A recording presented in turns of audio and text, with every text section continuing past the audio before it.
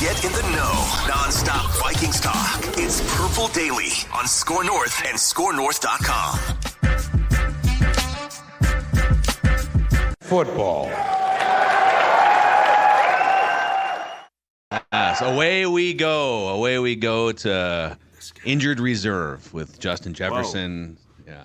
Away we go to a 1-4 record. It's kind of a buzzkill around here, Booney, after the first few games. It's just you and I today doing this because we sent Judd and Declan out to Target Field to watch a winning Minnesota sports team try to beat the Astros today. So it's trenches with Boone, 10-year NFL veteran, former Viking, played in a Super Bowl with the 49ers, and we have a bunch of plays to break down. But First of all, I don't like your mood. I don't like your vibe. I'm not feeling that shit. All right? what would you like me to do? Actually, you know what? Let me change. Here, no. Let me start Matthew. over. No, hold on. Let me start over. Get in the know. Non-stop Vikings talk. It's Purple Daily on Score North and ScoreNorth.com. Football.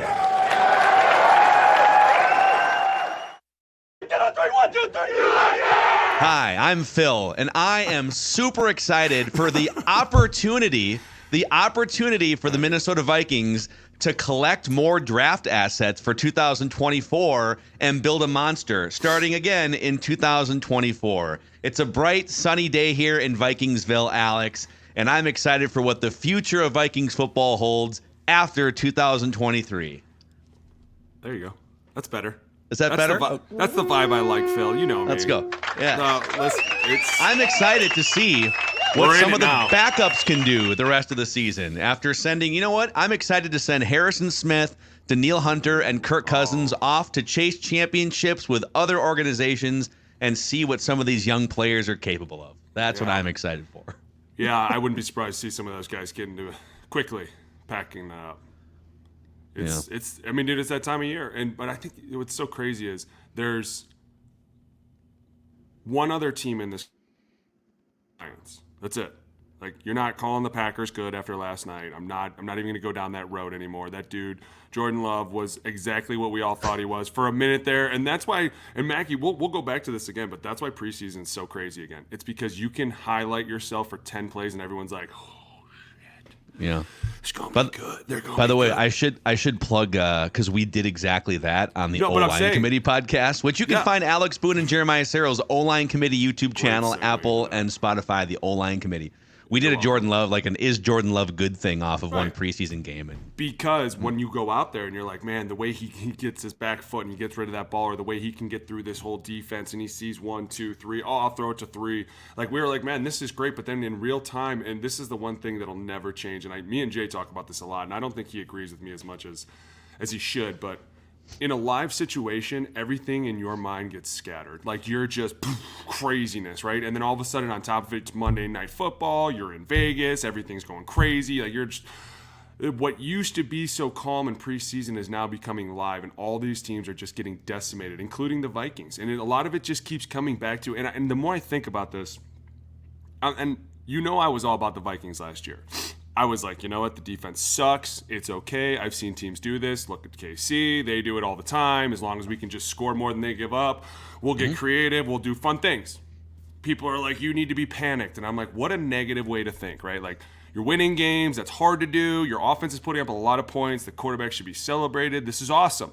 Now you reverse the role, and it's like, we can't score anything. We can't get any drives going. We have no long plays. Now we've lost JJ. The run game has been non-existent. The defense has been so-so. They're up and down.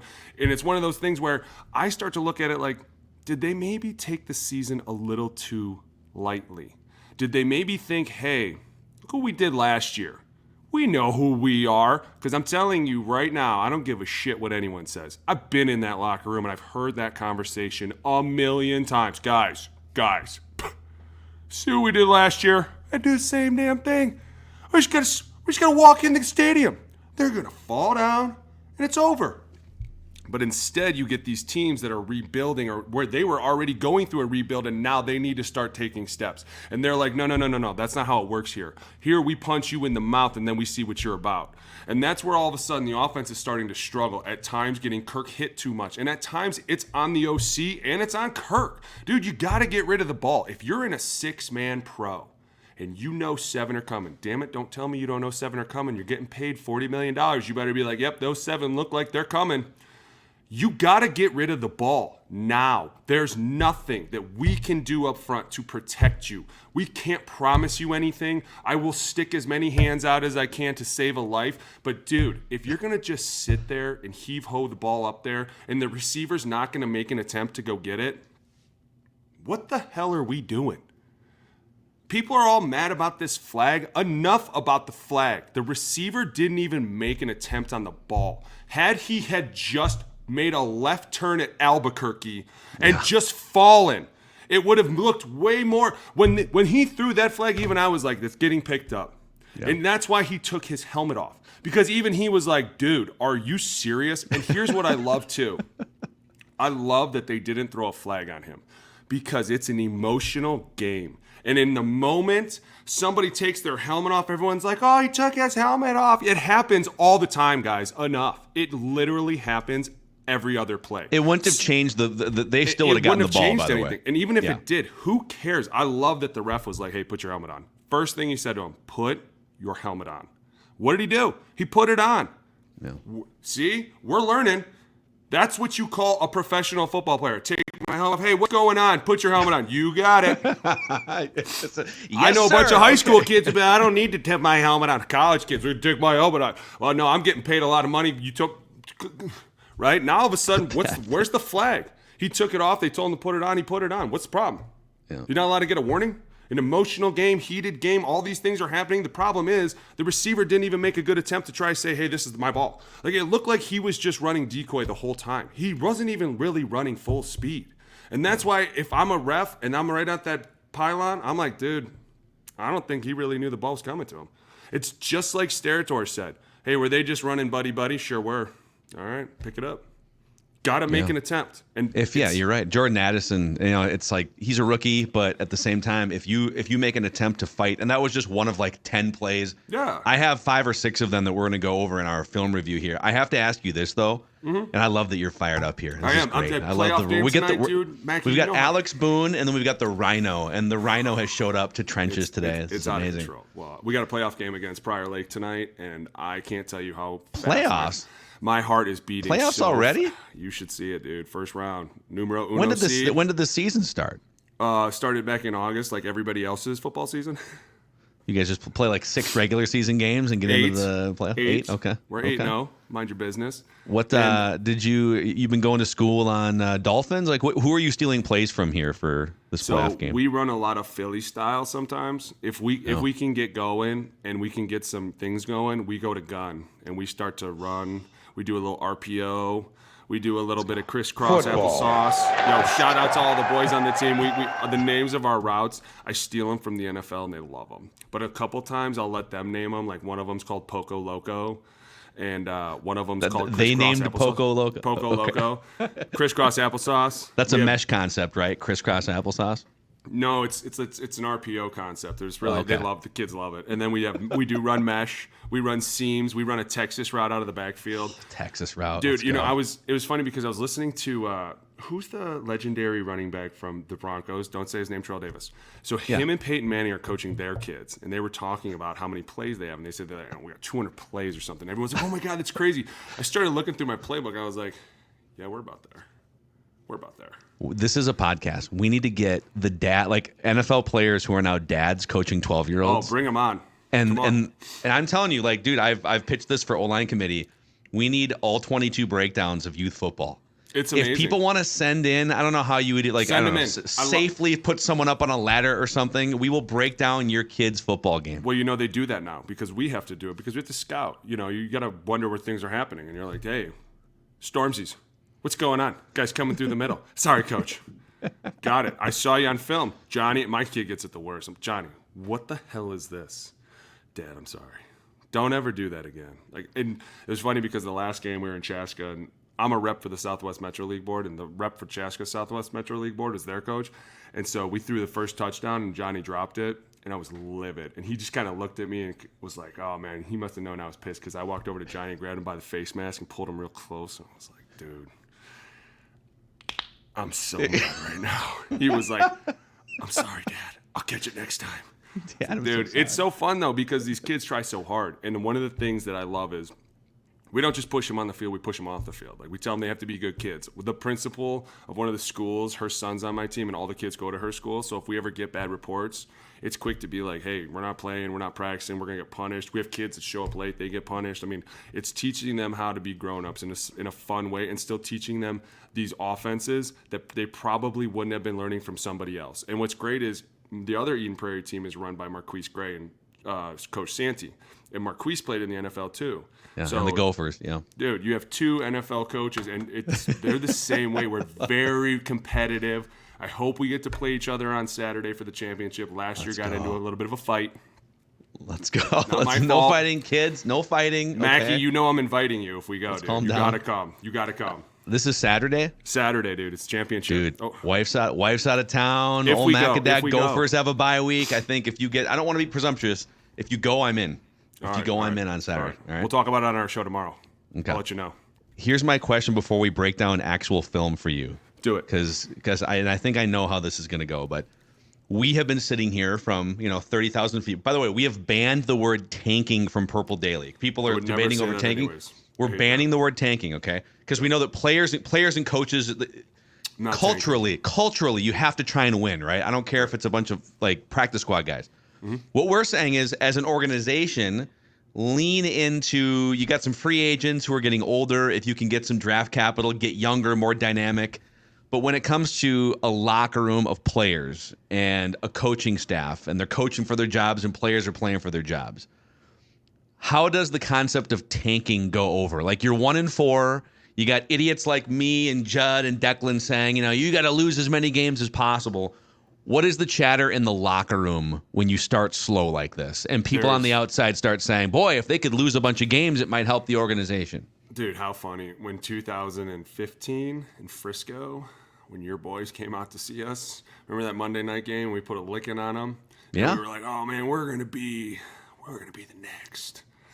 And the next 12 games were all rips. And there's a lot of people questioning each other. There's a lot of people pointing a lot of fingers, and that's where, as an O-lineman, you have to band your group together. And it's kind of like you have a private meeting, and it's like, listen, no matter what's said, there are no fingers ever pointed out. This room takes all the responsibility. We never push it to anybody else because we're the group within the group. And if you can get into our group, the whole team is just dismantled. You're never going to win a game, and that's why it's important that the leaders of the O-line come together and are like, hey, listen, no matter what happens, we're always fighting. And I'm going to promise you this right now, there is never a game that you're going out to lose. It's just, in my mind, I could never fathom, like, we're here to lose. We are here to beat as much ass as humanly possible. We might not win, but we are going to fight like our hair is on fire because that is our job. And the minute you start talking about losing, and I can tell you that it was never talked about in my locker room because you're holding on to a lot of responsibilities of people behind you. And for you to go up there and be like, I'm going to half-ass block this, the person behind you could get really, really hurt. We've seen that. I've been around those situations. You would never want that to happen. I think there's a time where guys start to show you who they are. This is about that moment for the Vikings. You're going to start to, I think your eyes become a lot bigger. And you're like, okay, now it's time to start seeing whose fault this really is, right? As a team. So all the position groups are kind of circling the wagons and they have their radar up. Like, okay, we're paying attention now. We're going to start to notice when these third downs don't get converted or when they do, or how long you guys are on the field for, or how much you're giving up. Like, all of a sudden, both sides start to keep each other very accountable. Mm-hmm. And it's kind of like, hey, we noticed you gave up that touchdown. Don't worry, we're going to get it back for you. Like, you start to get more aggressive with each other. You know what I'm saying? And it's because you're kind of leaning on each other, and neither one knows whose fault it is. You're throwing interceptions, but at the same time, you're giving up the touchdown afterwards. So it's like yours started the second, but the second wasn't any better than the first. You know what I'm saying? So it's like the offense and the defense start fighting, and they start clashing, and then it's like you just don't want that. How do you fix it? You come back out and win. You come back out and reassure each other that everything is going to be absolutely A-okay. Hey, we're going to be fine, dude. Yeah, we're right. We really put ourselves in a bad spot, but we're going to claw out now. We got ourselves here. We have to do it. And I used to love when guys would be like, nobody is coming to save us. They'd be like, look around this room right now. Nobody, as a matter of fact, any free agent, they don't want to come here right now. Anybody getting picked up off the street does not want to be here. Nobody's coming. And these games are going to get played. Find a way to figure it out mentally. However it is, you got to do it. Whether you're fighting against yourself, you end up fighting against me. We can make this a competition however we have to, but if this room starts to dwindle, this whole team will just implode, and we're going to get 50 burgers hung on us, and we don't want that. You're right. Losing JJ is a huge deal. That was massive. Is there a way to claw out of that? Yeah, of course there is. We just got to be a little bit more creative, and I think that's where the players look at the coaches and go, okay, hey, listen, you have to start being creative. Do something crazy. Let's be dynamic. Let's get the ball out faster. Let's start doing different things. Let's start doing more motions. Let's start cracking people. Let's start getting everybody starting to wonder more. Because now that your eye candy's gone, a lot of people are going to be sitting around like, what are we doing here? You want to pressure the living shit out of them? Just throw everybody at them. Throw every single person at him. If TJ Hawkinson catches it, good for him. How about that? And that's what it'll turn into. Well, they did, and they did a couple crazy things. They had a fake punt in this game that we're going to look at. They actually had a jet sweep to Brandon Powell. It kind of felt to me like even in that loss last weekend to the Chiefs, they knew, okay, before Jefferson was hurt, they knew it's the Chiefs coming in here. We're probably not just going to stand straight up and beat this team, so we might have to mix in a couple things. But now that JJ's out, you really got to be creative, really creative. Especially, well, in 2 weeks. So people are overlooking the Bears here, but the Bears are the next game on their schedule. 3 extra days to prepare because they played on a Thursday. It's a road game. Plus, Dick Butkus is going to get honored. Like, there's just a lot of reasons why this is not a gimme game for the Vikings. And then the Niners are on the horizon after that. So, yeah. Let's not. You know what? Don't go there. Don't be that guy. Let's what, just to overlook the Bears? Okay, yeah, because that's the guy. It's Bears week. Because Bears week. The true story, like this would be the time where you come in and be like, all right, you just had this long meeting about like, listen, we're gonna do it, okay? Like you've convinced everybody in the room, 100%, you are gonna come out and beat enough ass to win the next game, right? And then somebody be like, yeah, but then we got the 49ers coming in. And you're like, that's me. Shut up. That's great. I just got all these dudes up. Don't even go there, okay? Listen. One game at a time. You got to win one to start the streak. Dak Prescott just called his experience against the 49ers the most humbling of his professional life. Oh, I Have thought it fun was with when them he had on to the be schedule. Medicated and sedated to get a tattoo. What? That was a big project, right? Wasn't that Bro, what? What's the longest you've ever sat for a tattoo set? 20 hours. 20 hours? And Mike Upati's older brother sat for 20 hours as he did my entire arm and back. You think I'm kidding? And then I sat another 10 the next day. Bro, he was like, I go, hey, how long we going? He goes, oos, brother. We go till you tap. Then we're going, hours. bro. Then we're going. We had a great time. It was a great time. 30 hours over 2 days. If you I want to like be an to have a offensive good time. lineman in the league. I like to have a good time. Leave me alone. So we're going to break down some film here, Booney. I've got a handful of plays of note from the weekend here. I'll go full screen here. By the way, this breakdown presented by a couple of our friends here. Let's say you're having some hamstring problems that might sideline you for a few weeks, or I don't know, joint pain. Maybe you've got some bad knees like our guy Alex. Summit Orthopedics is here to help you. No referrals are needed. They offer same-day appointments. If you're really hurting, they also offer walk-in orthopedic urgent care 7 days a week from 8 a.m. to 8 p.m., 25 locations in the Twin Cities and greater Minnesota with 150 expert physicians and physical therapists. SummitOrtho.com. That's SummitOrtho.com. And a shout out to our friends also at Federated Mutual Insurance Company.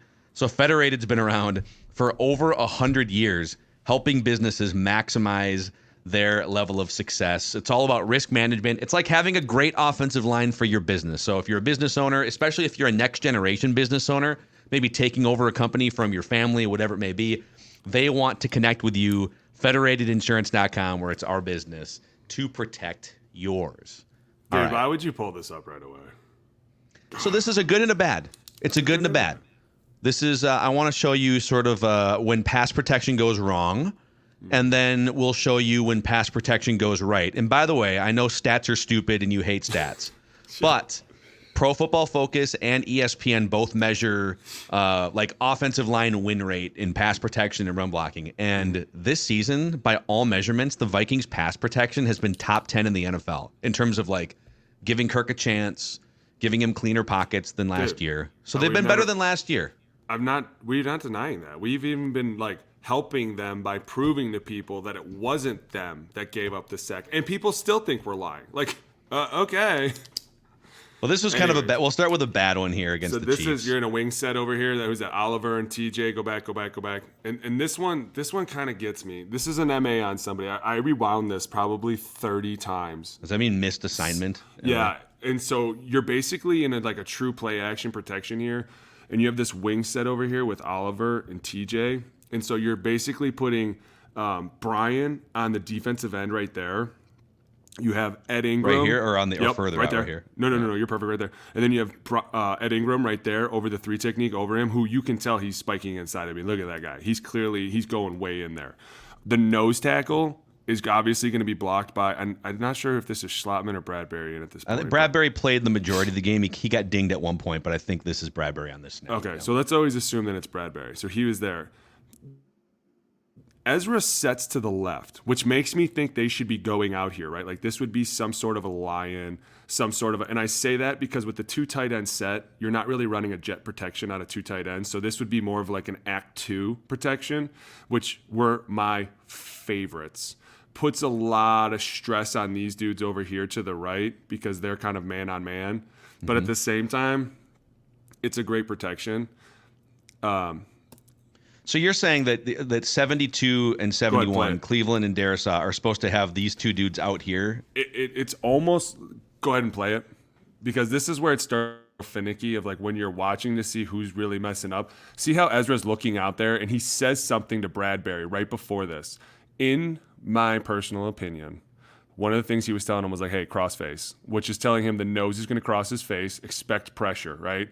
So see how he kind of anticipates it and kind of gives – Bradbury a little bit of a but the problem is Bradbury goes to the right, and that's where it all of a sudden, you see where I'm saying, like, you're starting to get really MA'd because either way, Darrisaw's looking left, like he's almost like, I got this guy to my left, and at the same time, I think Madison's supposed to be out to the right.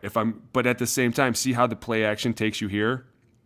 Like this is somebody messes this up badly enough that the quarterback gets hit really hard. And that's where running backs don't typically do the wrong thing. But you would always cancel out the fake to go to four weak backside. See what I'm saying? Like you would just be like, screw the fake, I need to go back here because that's my assignment. And at the same time, Brian isn't going all the way out there. I would think that Brian would go all the way out there. See how he stops his kick right there with him? Yeah. All right, I'm going to stamp this right now as saying this. Bradbury is the only one that slides to the right. I think he misses this, and I think the running back missed this, which is weird because I don't know how a center could miss this, but see how Ezra's looking to the left? Yeah. He's almost like, okay, I got him. Go to our lion. And our lion would tell us to stop at 1. That's why I'm putting this – there's a lot of people with MAs on this. Like the center has one. The running back has one. Well, there's no way. Like, all right, dumb fan take here because if you look at this at the beginning, like you got 9 guys on the right side of the line here, right? You got 2 tight ends. These guys know they're running a route, and they weren't told to chip anyone, right? They're just running a route. Correct. So if Brian O'Neill, like if however they set it up, however you explained, if Brian O'Neill knows, hey, I've got this guy here. Is this 94, right? Yeah. Then this would be someone has to be responsible to. And it would only be the running Alexander back, right? Madison. Exactly. But the problem is, see how the center goes to the right? It's almost like Bradbury ID'd this wrong in his mind. See, like, yeah. That's why I'm like, he must have in his mind gotten messed up because Ed Ingram isn't kicking out. He's full setting him right there and stopping. Right. Which tells me the running back should be out there. Darrisaw's waiting for 50 to rush. He never comes. It's basically Bradbury goes the wrong way and the running back went the wrong way. You know, I'm contractually obligated to ask you to what extent this is Kirk Cousins' fault so that you can, correct me. Or is there anything a quarterback can do differently on this or no? No, because remember, he thinks he's protected. He thinks that he's got the line sliding to 50 on the left, and he thinks he has the running back to the right. But Yeah. he gets up here and he assumes, hey, we're not assuming 54 is a threat, which I don't know how he's not a threat. He is in a motorcycle stance. The 3 technique is clearly leaning inside. You can tell he's coming. The running back needs to abort right now, and he needs to go backside. So there's plays. It's funny, like when you watch sometimes, as a fan, there's plays where you'll see a play action and the running back will run to the opposite side of where the fake handoff is going, and it's like, wow, that was weird, right? But this would be an example of yes, if even if Kirk is turning this way for the fake handoff, if you're a running back, it's more important to go get the free runner than it is to continue with the fake handoff. Correct, right? Exactly, and that's. But then there's another free runner here, so he's got to pick up somebody. No. I'm telling you, they're sliding to the left. Got it. Ezra's like, dude, we're out here. Darisaw's waiting for him. Like, there's a lot of MAs on that protection, dude. The problem is, quarterback got hit. That's a wasted down. That's how I always looked at that. When people, like that many guys messed up, I was like, what a wasted down. We'll give you the wide view here, and then we'll go end zone here. This is where there's a couple plays on this particular drive where the protection was great, including the play before this. The problem was their coverages were fire. Their back end was playing lights out. That rookie, McDuffie.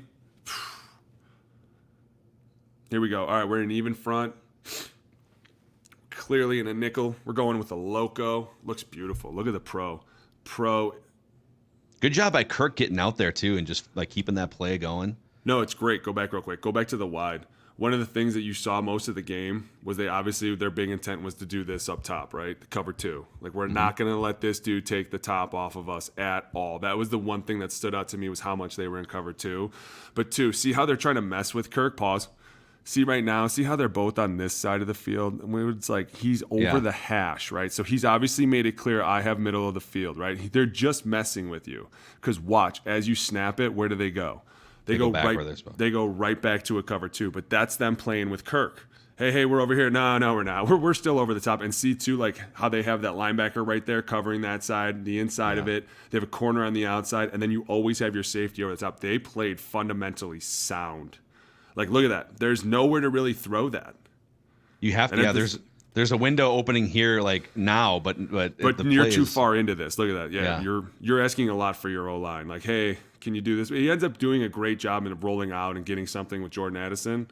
And actually, I don't know if you put this play on here, but great pro on this one. One of the plays that they did go cover 1 was one of the ones that was almost picked off. Did you put that one on here? I don't think so. I don't think that's on this reel. Because that was one where Jordan Addison was wide open because they ran a cover 1 and they ran a crossing route. And he didn't throw it to Addison, and you're saying? He didn't throw it to Addison. No, he threw it to just as he released it, Jordan Addison came wide open because the 2 defenders ran right into each other.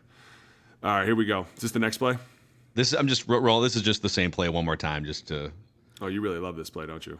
I think it's I feel like it's rare that we like praise their pass protection. So I'll tell you what, go back right there. I love this right side right here. Yeah. I love that. Create a wall just like that. No, dude, they've been on it this year. They've been looking really solid, but at times they fall apart.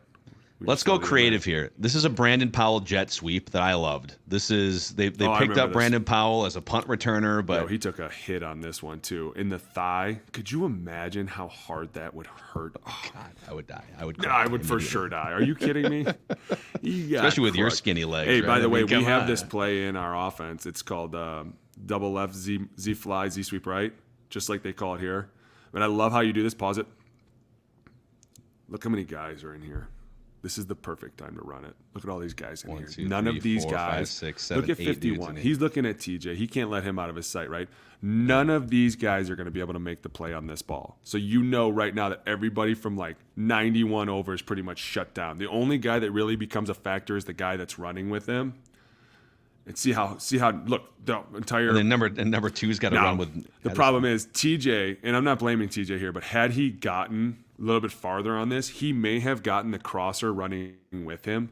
See how he does that great step in, gets that guy to bite just a second. See, look, nobody is going to even affect on this play. But TJ keeps going for 20. I don't know that he could have gotten. Nah, he couldn't have. Yeah. But look, that's a nice little 10, 12-yard gain here, though. This is a perfect play. These are one of these plays that when they get called, as an O-line, you get really excited because you sell it as much as you can that it's like power or something, get everybody in here biting, and then all of a sudden you just let him take it out the back end. It is so fun to watch. Look at the cornerback running with Jordan. He has no idea. No idea. Zero clue. Where you going? Where are you going? So, Bro, it's a first down. I have another dumb question here. Okay, like, dude, we sit here, on the O-line committee. You and Jay have me cutting up Niners film and Dolphins film, and like watching the Niners and the Vikings they're running heavier personnel. They brought Josh Oliver in. They're trying to be a little bit more Niners-like, I feel like, at least in philosophy. When I watch the Niners offense, it's just like it's jet sweep motions on every play. They're running stuff like this all the time. When the Vikings ran this play, I thought, my God, when's the last time we saw a jet sweep handoff to a wide receiver? Adam Thielen for a touchdown last year against the Lions. Yeah. Look it up. So, like, Guaranteed. why don't they run this more? And it clearly works. Exactly. Like, why not do more that's stuff like this? That's on KOC. Dude, that falls strictly on the OC. And I told you 20 minutes ago, some of the players are going to look up and be like, how creative are we really being? Yeah. Can we be super creative now? Can we find a magical bag of something fun to run? Stuff like that, right? And then the minute you run that the next time, you freeze those linebackers. If even it's just a moment, it allows the wide zone to capture the edge, and then all of a sudden you put them in a bind, right? Now they're thinking, they're half a step off, half a tick late. That's when you start to gain the advantage. But when you just run willy-vanilly shit, people come out and go, okay, you don't want to be exotic? We'll be exotic against you and see how exotic you want to become. And that is the problem. You have to throw everything at them, make them think and second guess every single thing. Yeah, that makes perfect sense. There's got to be more of a why. Like, I don't know if it's just, hey, Kirk's not comfortable with it. I don't know what Who cares? Get comfortable, dude. We're 1-4. Clearly, that's not the problem. Like, it probably is. Now all of a sudden you don't have JJ, so now you're like, oh boy. What are we doing, right? Like, we going to see some more of the younger players starting to show up, guys who we haven't really seen film on? Because now all of a sudden it's like, why is he on the field? What is he doing? What is he good at? And all of a sudden you just start throwing stuff. Dude, the Niners, Kyle Shanahan, we've been saying this for years, is a genius. The way he attacks people, it is such a chess match. And he has such elite talent that it becomes such a problem for everybody because they're like, oh, well, you know what? You got us in the chess match, then we'll just bow up. We'll just start getting tough and start running zone at you. We'll start running power, trap, wham. Okay, you want to get tough? We'll send Kittle through the middle. Yeah, talk dirty. Oh, dude, I love that shit. Yeah. Love it. Excuse me. Sorry. All right. The next one here, I think, if I'm remembering the order of these plays here, there's a guy named Christian Darrisaw that plays left tackle for the Vikings. Love him. So keep an eye on him on this play as he destroys a defensive back, clearing the way for Alex Madison to score a touchdown. You know what I love is how fast he is right there. Just mowing the way. Steamroll. Dude, look how fast his feet are. He gets this swipe and then just turns upfield. When you have athletic left tackles, you have to use them in space. You have to be able to get them out there because plays like this are, once again, super easy. We barely did anything. We snapped the ball and threw it to Madison. We let Darrisaw do all the work, and he got to have fun doing something. Dude, plays like this, you can never have enough of these. I love this. I love how he does enough job by Hawkinson. One of the things that we love, Jay and I love, go back real quick, just to right before Darrisaw hits him.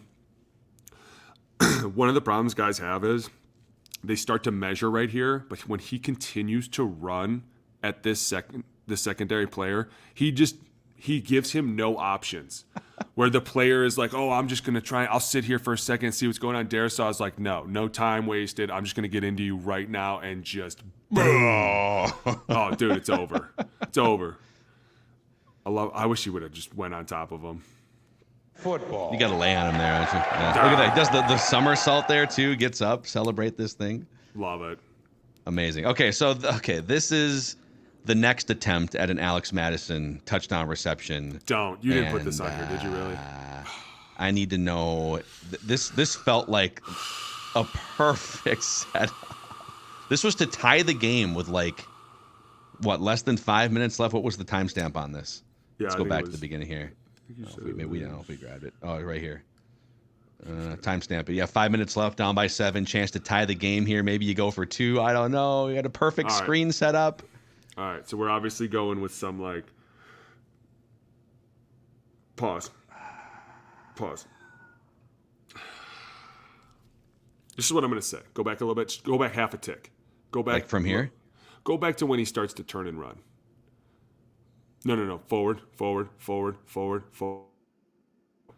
Right here, I'm saying tut all day, right? Like, we're going to find a way to get it done, right? Go, you're good. I think this is Bradbury right here. He's going to cut 23 or do something. Cleveland's coming here, too. Cleveland will get 50. I'm almost confident. 21 could make the play, but that's about effort. And I was in Madison at that point. But here we go. Play it just half a snap. Good. Keep going. Yeah, man. That's a touchdown, right? That's a tud. He probably cuts inside Bradbury. I mean, I see 21 being a problem, but at the same time, if you could use some of these blocks, I don't know. I'll give you the end zone view here, too. I know, man. It's so hard to watch. This is a 395, fake 395, H screen left, because we're gonna fake the handoff like it's a zone to the left. We're going to get everybody to fake bite, do a terrible job blocking. He gets this ball off just in time. I still don't get why he doesn't catch it. He's thinking about the next step, right? This is the second one like this he's dropped in the first 5 games, too. Oh, I know. So rough, man. I know, dude. Like, right there. So bad. And that's it, man. And this is the thing. It's like if they score that touchdown, they probably go extra point, tie it up, right? And now we'll see what happens. But everything that happens after and before, sometimes you're not going to play perfect games. And sometimes you just need, Booney, your running back to catch a screen pass and score a touchdown when he's supposed to. Just roll, dude.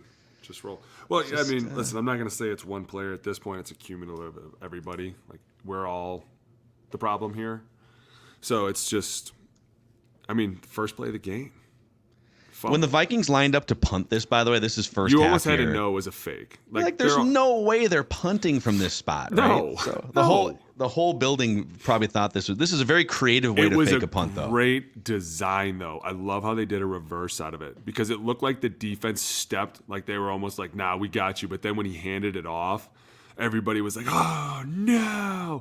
The snap go. Is this, I don't know if you've ever long snapped in your life, but to snap it, it's a tough snap, right? You're snapping it over here like 45-degree angle to Metellus so he can dump it to 4-3-40 Ty Chandler. That's one dude that we haven't talked about yet. That we need the next episode. We need to talk about him. He is Metellus.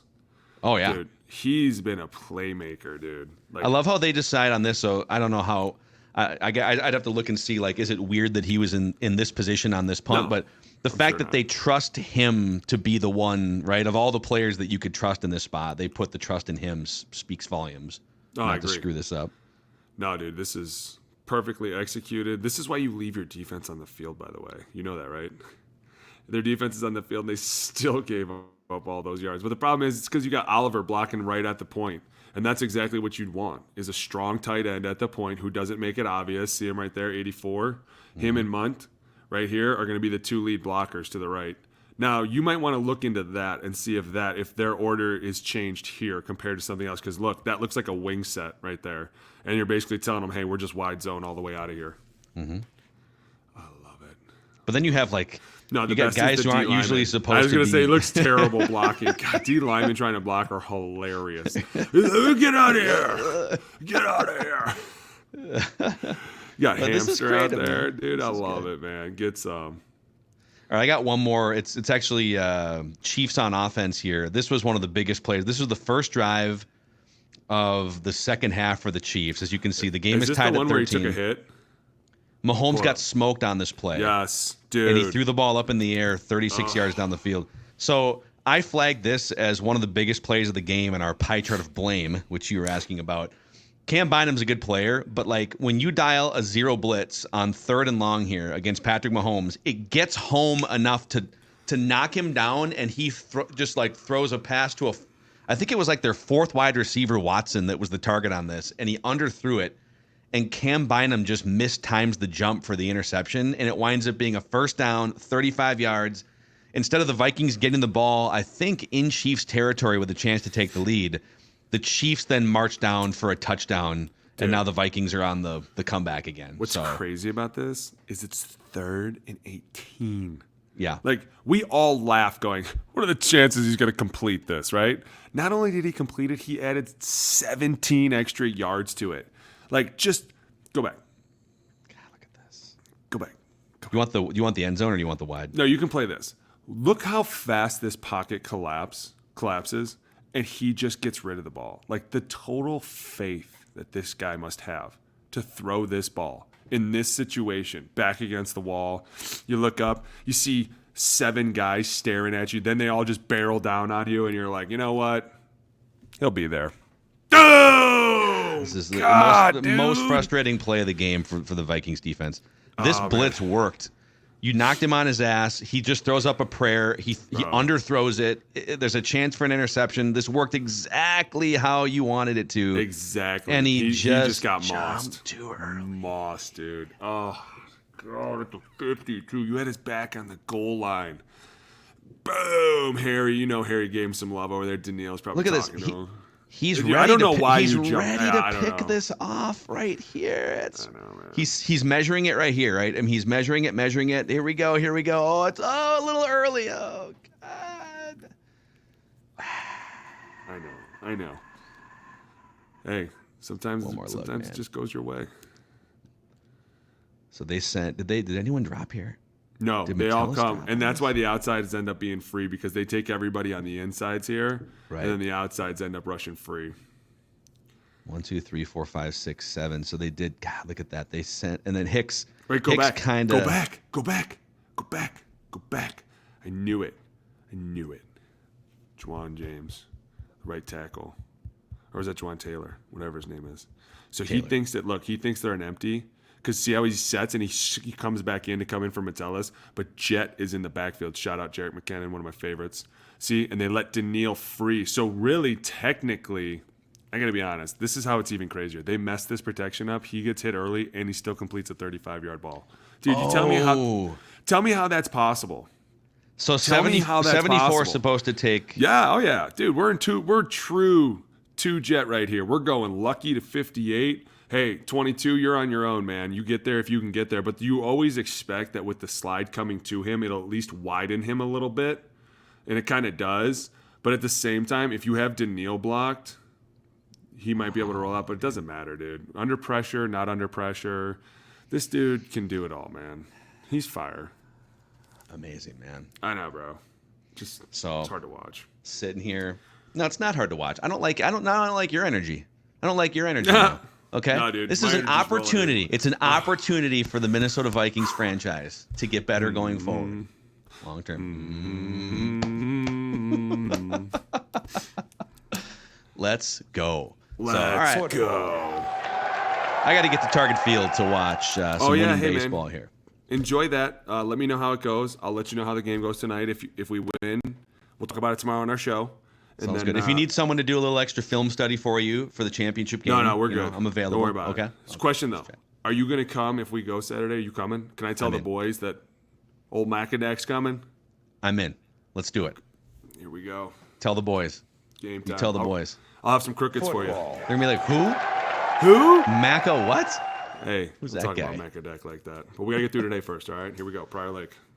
And Vikings fans, you heard it from Boone, okay? No talk about the Niners. This is Bears week. Oh, Bears week, dude. 1 week at a time. Okay? Let's go. Take them down. No tanking talk. No 49ers talk on this show. I'm not here to lose. Here to win. Please click the like button and the subscribe button, and you can find more film breakdowns with Alex Boone and Jeremiah Searles and a podcast on the O-Line Committee YouTube channel and then Apple, Spotify. That's a wrap on Trenches with Boone here. See you guys tomorrow on Purple Daily. Daily Vikings Entertainment.